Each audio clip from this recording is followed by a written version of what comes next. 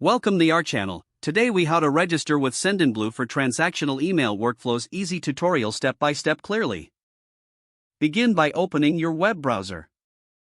In the address bar, type www.sendinblue.com and press enter. Once the Sendinblue homepage loads, look for the Get Started Free button and click on it. You will be directed to the registration page. Here, enter your email address in the designated field. Create a strong password that meets the security criteria. Confirm your password by entering it again in the next field. Next, check the box to agree to Sendinblue's terms of use and privacy policy. Click on the Create My Account button to proceed. After clicking, check your email for a verification link from Sendinblue.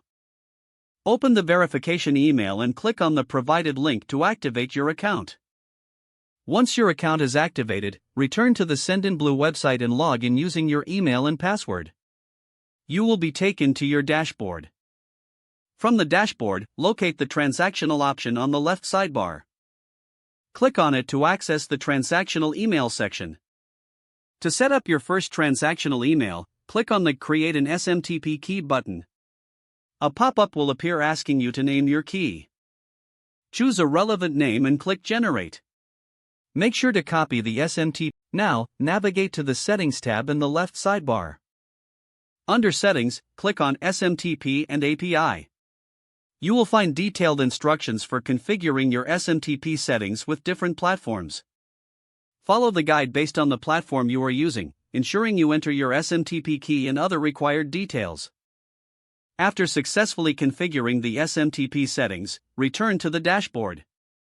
To create your first transactional email workflow, click on the Automation tab in the left sidebar. Select Create a new workflow.